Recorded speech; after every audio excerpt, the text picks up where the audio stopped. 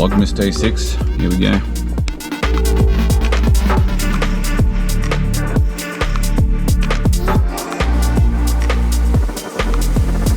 Well, this would be a good opportunity to show you guys all of the camera equipment that I use for making videos for Get That Bread. It's nothing groundbreaking or anything like that. Yeah, I thought somebody might be interested, so let's have a look.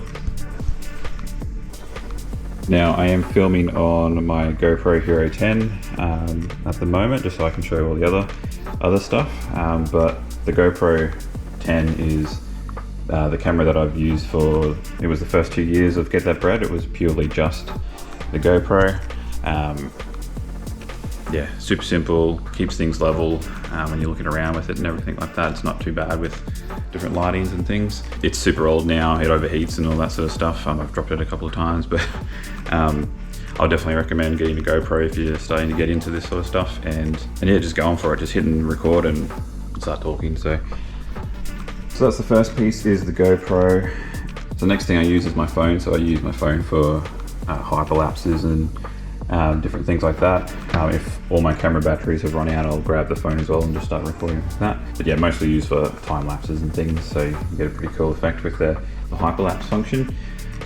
Next is the Sony ZV-E10, I believe it is. So I bought this because I sort of wanted to prove to myself that I could use a proper camera when I'm doing this sort of stuff. So this is like marketed as like a vlogging camera sort of thing. And if I was gonna do it again, I probably would get a full frame camera straight away. And I'll just see if I can demonstrate as to why for you guys. And if anyone knows anything about cameras, you can probably just tell me if this is like a lens thing or if it's the type of camera that I have. So when you go to the camera mode, you can see it's showing you what you're looking at there, but then as soon as you switch to video, it zooms in and you lose quite a bit of what you're looking at. So when you are doing a video and you've got it set up on the tripod somewhere, you have to have the tripod back super far. It's kind of annoying, but yeah, and that leads me to why at the same time I bought a microphone. So the Rode Go 2, super handy to have. You plug it into your phone, you can plug it into the GoPros as well. It comes with 2 microphones. You don't have to have the square box thing. You can have the lanyard part that comes off it as well. It goes to the little microphone. Yeah, super handy that way. Get rid of wind noise, get rid of background noise, that kind of thing. Because a lot of the times when I was using the GoPro, I had to actually stop when a car would drive past and things like that. It was kind of annoying. At the same time as well, I bought the gimbal, trying to get those like slow cinematic shots, that kind of stuff. I'm super novice when it comes to using this thing, but it's pretty self-explanatory. Put your camera on, turn it on, hold the trigger and it'll hold it steady. Yeah, I need to use that more often and get used to it. And then last but not least is the drone. So I've got the Air 2S. DJI has the monopoly when it comes to drones and things.